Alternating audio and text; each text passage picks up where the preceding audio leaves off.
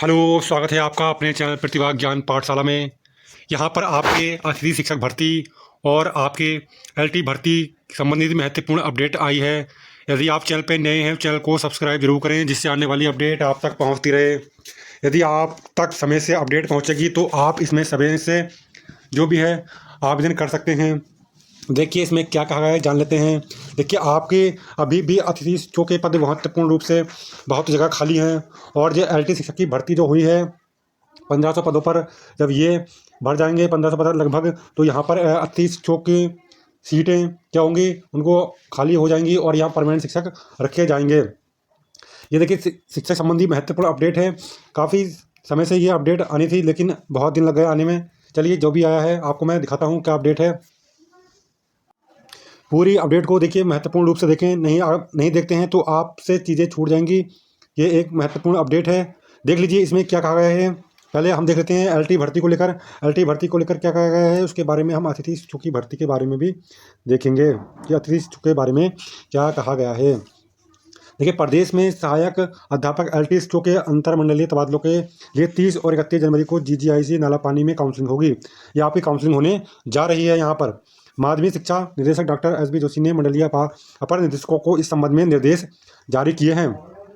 माध्यमिक शिक्षा निदेशक ने जारी निर्देश में कहा, सहायक अध्यापक एलटी शिक्षकों के अंतरमंडलीय तबादले होने के लिए इसके लिए विभाग ने जो एसओपी जारी की है उसमें कुछ अतिथि शिक्षकों ने किया विरोध। माध्यमिक अतिथि शिक्षक संघ ने शिक्षा मंत्री सत्र में शिक्षकों के तबादलों का विरोध किया है। आगे कहा गया है इसमें, संगठन के प्रदेश अध्यक्ष अभिषेक भट्ट ने कहा है कि प्रदेश में इन दिनों उत्तराखंड बोर्ड के छात्र छात्राओं की प्रवेश परीक्षाएं चल रही हैं। इसके बावजूद विभाग में शिक्षकों के तबादलों की तैयारी चल रही है। इससे छात्र छात्राओं की परीक्षा और पढ़ाई के साथ ही अतिथि शिक्षक भी प्रभावित होंगे। संगठन का यह भी कहना है कि जिन बच्चों को उन्होंने पूरे साल पढ़ाया है उनका श्रेय माध्य सत्र में तबादला होकर आने वाले शिक्षकों को मिलेगा। बदलाव किया गया है। इन तबादलों के इच्छुक शिक्षकों ने तबादला एक्ट के तहत प्रमाण पत्र सहित आवेदन प्राप्त किए जाने के बाद खाली पदों का विषयवार विवरण विभाग की वेबसाइट पर दिया जाए। नगर निकाय चुनाव को लेकर लगी आचार संहिता खत्म होने के बाद इसे दिया जाए। आगे कहा गया है, अतिथि शिक्षक भविष्य बनाने वालों का ही भविष्य तय नहीं। वर्ष 2015-16 में राज्य के विभिन्न स्कूलों में सेवाएं दे रहे हजारों अतिथि शिक्षक अपने भविष्य को लेकर चिंतित हैं। उनका कहना है कि शिक्षकों के भविष्य निर्माता कहा जाता है, लेकिन खुद का भविष्य तय नहीं है। ऐसे में वह कैसे नौनिहालों का भविष्य बनाएं। उनका कहना है कि सरकार से लंबे समय से 45,000 रुपये वेतन देने और नियमित करने की मांग कर रहे हैं। इसके बाद भी सुनवाई नहीं हो रही है। आगे कहा गया है, बोले हल्द्वानी की टीम जब अतिथि शिक्षकों के बीच पहुंची तो उन्होंने खुलकर अपनी समस्याएं बताईं, सरकार से समाधान करने की अपील की। शिक्षकों का कहना है कि उन्हें 1 माह का दीर्घकालीन अवकाश और 15 दिन का सामान्य अवकाश मिलता है। उन्हें अवकाश के दौरान वेतन नहीं दिया जाता है, जबकि बाकी सभी नियमित शिक्षकों कर्मियों को पूरा वेतन दिया जाता है। सरकार ऐसा कर उनके साथ सौतेले व्यवहार कर रही है। उन्होंने कहा है कि जब वह अन्य कर्मियों की भांति कार्य करते हैं तो उन्हें भी पूरा वेतन और अन्य सुविधाएं मिलनी चाहिए।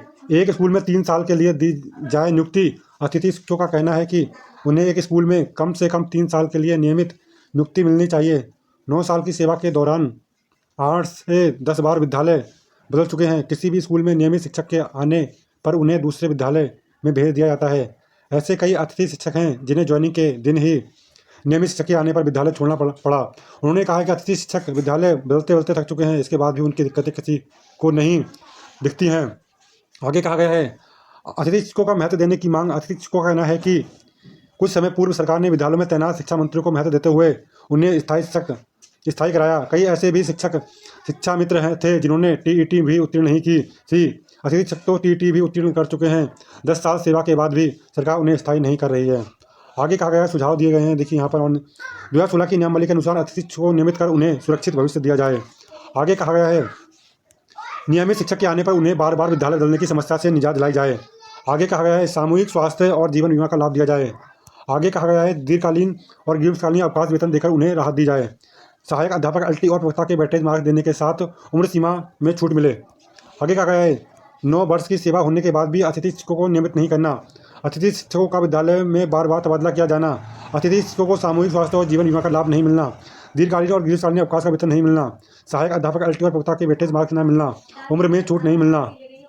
आगे कहा गया है, यहाँ पर दुर्गम स्कूलों को संभाल रहे हैं अतिथि शिक्षक। अतिथि शिक्षकों का कहना है कि उनकी नियुक्ति अधिकतर दुर्गम स्कूलों में ही की जाती है। क्योंकि स्थायी शिक्षक दुर्गम स्थानों पर नहीं जाना चाहते हैं। अतिथि शिक्षक दुर्गम में तमाम दिक्कतें झेलते हैं। विद्यालयों को संभालने का कार्य कर रहे हैं। जिन विद्यालयों में भी तैनात हैं वहाँ का परीक्षाफल हमेशा अच्छा रहता है। आगे कहा गया है गृह जनपद में ही दी जाए तैनाती। देखिए यहाँ पर कहा गया है, आप देख सकते हैं। अतिथि शिक्षकों का कहना है कि एक और सरकार पलायन रोकने की बात करती है और दूसरी ओर खुद ही पलायन कराती है। उनका कहना है कि गढ़वाल के कई अतिथि शिक्षक कुमाऊं के जिलों में और कुमाऊं अतिथि शिक्षक गढ़वाल में अपनी सेवाएं दे रहे हैं। सरकार को अतिथि शिक्षकों को गृह जनपद में ही तैनाती देनी चाहिए। आगे कहा गया है नैनीताल जिले में कई अतिथि शिक्षक जो बच्चों को भविष्य को लेकर काफ़ी गंभीर हैं। रविवार या अन्य अवकाश के दिन भी वह बच्चों को ऑनलाइन शिक्षा देते हैं। अतिथि का कहना है कि बच्चे देश का भविष्य होते हैं। उन्हें आगे जाकर विकसित भारत की परिकल्पना को आगे बढ़ाना है, इसलिए बचपन से ही बच्चों की नींव मजबूत होनी चाहिए। आगे कहा गया है समान कार्य के लिए समान वेतन क्यों नहीं। न्यायालय का आदेश है कि सभी समान कार्य के लिए समान वेतन मिलना चाहिए। यह आदेश अतिथि शिक्षकों पर लागू क्यों नहीं होता है। उन्हें सरकार से अतिथि शिक्षकों को समान कार्य के लिए समान वेतन देने और उनका पीएफ काटने की मांग की है, जिससे उन्हें भविष्य में दिक्कतें ना उठानी पड़ें। नैनीताल जिले में कई ऐसे अतिथि शिक्षक हैं जो बच्चों के भविष्य को लेकर काफ़ी गंभीर हैं। रविवार या अन्य अवकाश के दिन भी वे बच्चों को ऑनलाइन शिक्षा देते हैं। अतिथि शिक्षकों का कहना है कि बच्चे देश का भविष्य होते हैं। उन्हें आगे जाकर विकसित भारत की परिकल्पना आगे बढ़ाना है। देखिए आगे इसमें और देख लेते हैं क्या कहा गया है। एक साल से 40,000 वेतन देने की घोषणा नहीं हो पाई पूरी। देखिए यहाँ पर जो घोषणा की थी कि 40,000 वेतन दिया जाएगा वो अभी तक पूरा नहीं हो पाया है। अतिथि शिक्षकों का कहना है कि उच्च शिक्षा मंत्री एक साल में जगह जगह 40,000 रुपये मानदेय देने की घोषणा कर रहे हैं। अभी तक घोषणा धरातल पर नहीं उतर पाई है, इसलिए अतिथि शिक्षक खुद को ठगा महसूस कर रहे हैं। उन्होंने कहा कि सरकार का कहना था कि अतिथि शिक्षकों के पदों को रिक्त नहीं माना जाएगा, बावजूद इसके उनके पदों को रिक्त माना जा रहा है। सरकार अतिथि शिक्षकों के भविष्य को लेकर गंभीर नहीं है। आगे कहा गया है ट्रांसफ़र झेलने को मजबूर अतिथि शिक्षक।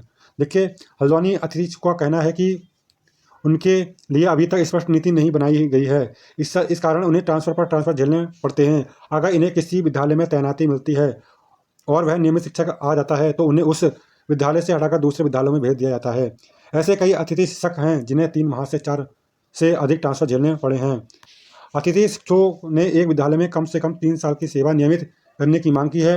बार बार ट्रांसफ़र होने के कारण उन्हें आर्थिक दिक्कतों के साथ मानसिक तनाव भी होता है। उन्हें मजबूरी में दूसरे विद्यालयों में जाना पड़ता है, जो सही नहीं है। उनका कहना है कि शिक्षा मित्र, शिक्षा बंधु को सरकार की ओर से समान वेतन, निःशुल्क शिक्षण जैसी सुविधाएं दी जाती हैं, जो कि अतिथि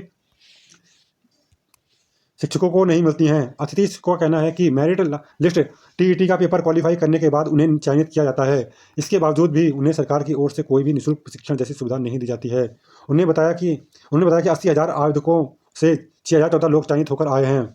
टीईटी जैसी कठिन परीक्षा को पास करने के बाद मेरिट में सिलेक्शन होने के बाद भी उनके साथ उपेक्षित व्यवहार किया जा रहा है। शिक्षा मंत्रियों का बिना किसी बड़ी परीक्षा के पास किए ही सरकारी शिक्षण में शामिल किया जाता है। अतिथि शिक्षकों को भी शिक्षा मित्रों की तरह निःशुल्क शिक्षण मिलना चाहिए। आगे कहा गया है अप्रिय घटना होने पर आर्थिक सहायता दी जाए। वर्तमान तक सेवाओं के दौरान प्रदेश भर में 45 अतिथि शिक्षकों की मौत हो चुकी है। उनकी मौत के बाद घर की आर्थिक स्थिति ठीक न होने से उनका परिवार बिखर गया है। सरकार ने एक भी कर्मी के परिवार को आर्थिक सहायता नहीं दी। उन्होंने आर्थिक सहायता देने की मांग की है। आगे कहा गया है शिक्षण के साथ साथ अन्य कार्यों का भी जिम्मा शिक्षण के साथ सरकार के अन्य कार्य भी करते हैं। इसके बाद भी सौतेला व्यवहार किया जाता है। निर्वाचन ड्यूटी, खेल गतिविधि, अन्य कार्यक्रमों में हिस्सा लेते हैं। सरकार उनसे काम तो सारे कराती है लेकिन उन्हें सुविधा देने से कतराती है। आगे इसमें देखिए क्या कहा गया है। व्यायाम अतिथि शिक्षकों का हो समायोजन। व्यायाम के अतिथि शिक्षकों को सरकार की ओर से हटाया गया है। इसके बाद उन्हें कहीं भी समायोजित नहीं किया गया। इससे उन शिक्षकों पर रोजगार व जीवन यापन का संकट आ गया है। उन्होंने सरकार से व्यायाम शिक्षकों को समायोजित करने की मांग की है। सरकार जिस तरह अतिथि शिक्षकों के समायोजन को भूल जाती है वह ठीक नहीं है। आगे कहा गया है मेडिकल सुविधा उपलब्ध कराई जाए। सरकार से मेडिकल सुविधा देने की मांग की है। प्रदेश में तैनात सभी अतिथि शिक्षक अल्प मानदेय में कार्य करते हैं। कई बार जब वे खुद या परिवार का कोई व्यक्ति बीमार हो जाता है तो उन्हें उपचार में दिक्कत होती है। सरकार को उन्हें निःशुल्क मेडिकल सेवा उपलब्ध करानी चाहिए जिससे कि अतिथि शिक्षकों को राहत मिल सके। इसके अलावा सभी अतिथि शिक्षकों का जीवन बीमा कराने की भी मांग की गई है। ये आज की महत्वपूर्ण अपडेट थी। यदि आपको ये वीडियो अच्छी लगी हो तो वीडियो को लाइक करें, शेयर करें और चैनल को सब्सक्राइब जरूर करें, जिससे आने वाली तमाम महत्वपूर्ण अपडेट आप तक पहुँचती रहे। जो आपकी 599 पदों पर भर्ती होने वाली है वो भी आपकी चल रही है और नेक्स्ट जो भर्ती निकालने के लिए कहा गया है वो भी निकाली जानी है। इसमें जो आपके मात्र इसमें हिस्ट्री के पद भी खाली रह गए हैं और मात्र इसमें 200 ही पद अभी तक पूर्ण हो पाए हैं। बाकी क्या है अभी पद खाली रह गए हैं। वीडियो को लाइक करें, शेयर करें। जय हिंद।